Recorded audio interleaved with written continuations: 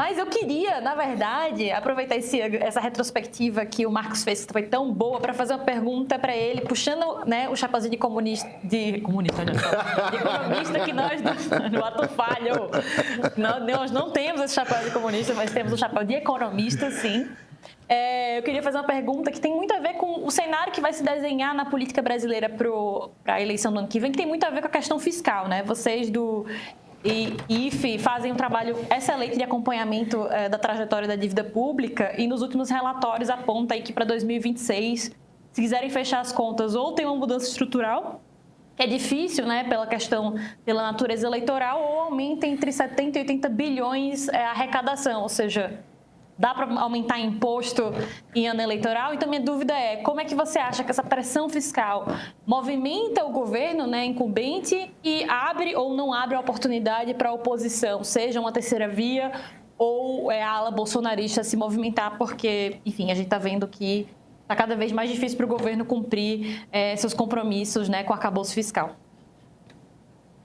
Débora, não se aveste não, porque eu fui comunista dos 18 aos 22.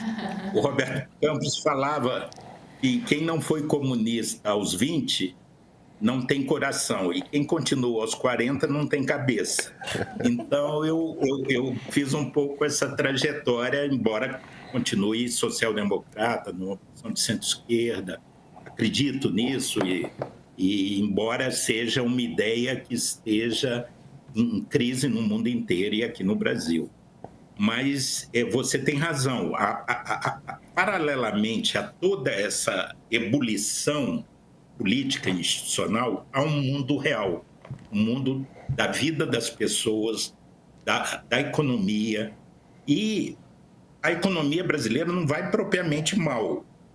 Nós não temos problema cambial, temos saldo na balança comercial, temos reservas internacionais, na política monetária a inflação se assanhou, mas o Banco Central tem autonomia e independência, está em cima, vai trazer em 26 a inflação para o limite da meta, da tolerância. Institucionalmente a gente tem melhorado, reforma tributária, marco do saneamento, marco das ferrovias, reformas microeconômicas. O gargalo é fiscal. E aí é paradoxal. Há toda essa disputa política, ideológica e institucional, por um lado, mas a presidência da República, na linguagem fria dos números do orçamento público, é extremamente desinteressante, porque as projeções da IFE, assim como os números do próprio governo que estão presentes na Lei de Diretrizes Orçamentárias para 26, está em discussão no Congresso, os números indicam um estrangulamento absoluto em 2027, porque as despesas obrigatórias vão ocupar 100% dos recursos, ou seja, não vai ter dinheiro para PAC, para investimento. Poder discricionário do presidente da República, seja Lula ou qualquer opositor, vai ser zero. Não precisa, na linguagem fria dos números, nem de presidente da República. Poderia se nomear um síndico, um contador, porque o orçamento público é todo engessado, todo pré-determinado. Então, o governo, faltam 18 meses para concluir esse mandato, a luta do ministro Haddad e da sua equipe é para manter o atual arcabouço fiscal de pé e cumprir as metas, mesmo que batendo na trave. Isso ele conta, e ontem houve a apresentação do relatório mensal, onde o governo analisa e sua perspectiva no plano fiscal, e a versão foi muito mais otimista.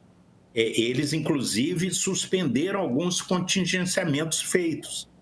Mas, dentro da dinâmica atual, vai chegar em 27 com o orçamento, que é o mais engessado, mais rígido de todo mundo.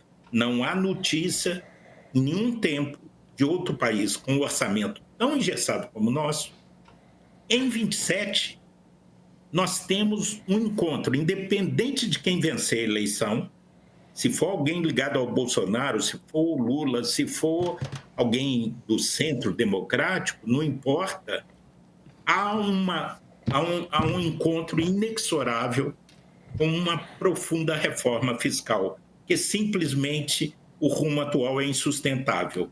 Porque qual a graça de disputar uma eleição renhida nessa polarização política e ideológica radical? De repente você senta na cadeira, não pode imaginar construir uma ferrovia, uma estrada, um projeto de ciência e tecnologia, nenhum investimento e nem manusear o custeio das políticas públicas.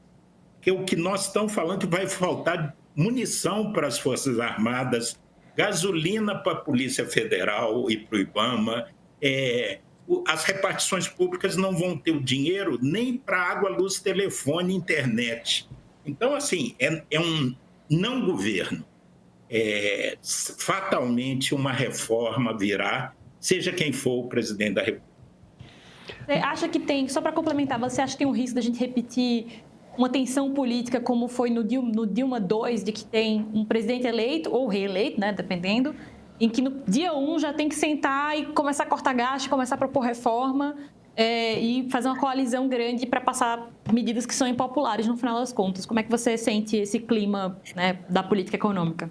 Fatalmente, isso vai ter que ocorrer. Privilegiando o raciocínio do velho e bom Maquiavel, que foi o inverso do feito nesse mandato, o inverso do que foi a PEC da transição, porque a PEC da transição negociada entre o governo Bolsonaro e o governo Lula foi por onde se deu o salvo-conduto para aumento de gastos, e agora o ajuste está sendo feito no penúltimo e último ano.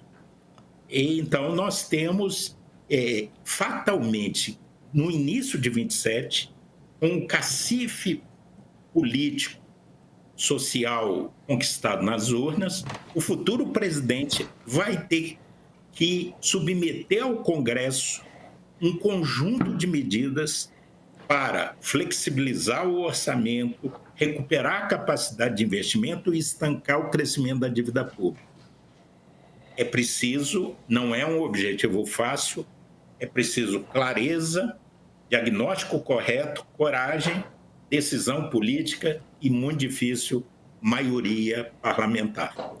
E Marcos, o Alexandre Parente, nosso espectador, escreve aqui para a gente perguntando quem você acha que deveria ser mais onerado para o pagamento dessa conta, né? Porque ele diz que há muitas propostas de corte em benefícios sociais, em congelamento de salário mínimo, desindexação da aposentadoria, saúde, educação, mas argumenta aqui que há outras possibilidades, né? E, inclusive, foi um dos discursos usados pelo governo que a gente observou aí, uma vitória que desde o início do mandato a gente não via, né, nas redes sociais, com esse discurso do cobrar mais de quem pode pagar mais, né? Os bilionários, os bancos, as bets. Qual seria a saída desse beco em que a gente se enfiou, sem onerar tanto esses programas sociais? Essa saída, isso existe? Como é que você vê essa questão colocada pelo governo? Como diz o meu amigo e grande economista Armínio Fraga, não tem bala de prata, não é uma única medida, é um conjunto de medidas. Você tem que tirar de onde tem. E onde que tem no orçamento? Primeiro, há renúncias fiscais que já chegam a mais de 800 bilhões de reais por ano, que precisam ser repensadas.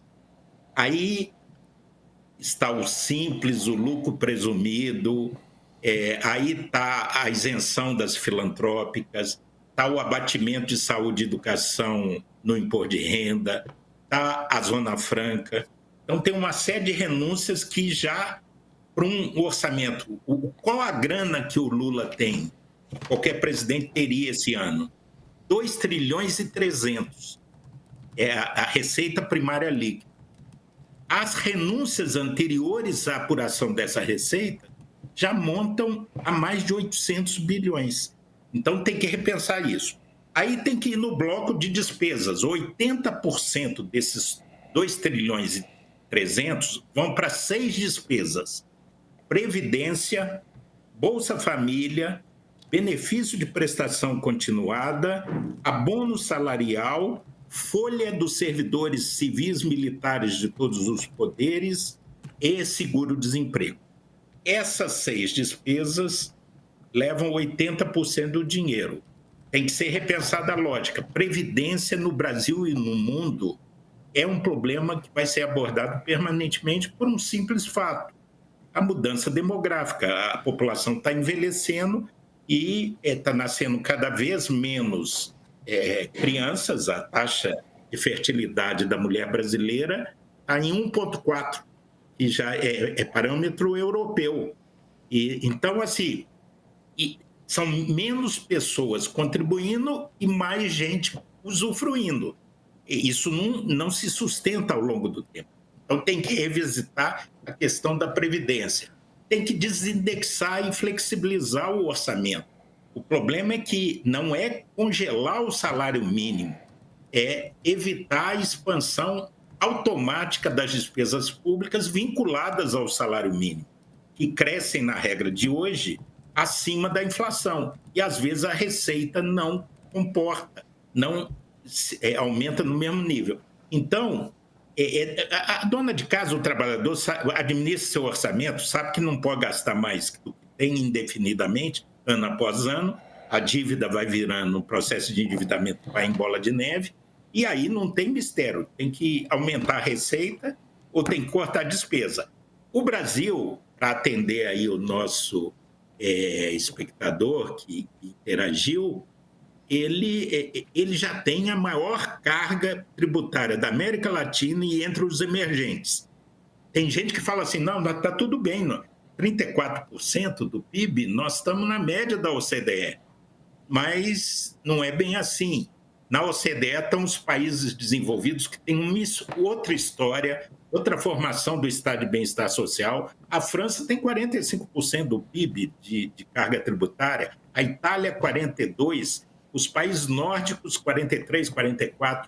O Brasil é recordista entre os latino-americanos e os emergentes e devem nos servir de parâmetro. Porque o conflito entre Israel e Palestina nunca termina. Passei alguns dias em Israel ouvindo políticos, ativistas e pessoas comuns, tanto árabes quanto judeus. Olha, eu reuni histórias e visões que não aparecem nas discussões inflamadas das redes sociais. O resultado está nos 3 novos episódios do Ponto de Partida série, uma investigação profunda que revela as raízes históricas, memórias marcantes e camadas sociais que você raramente vê com clareza.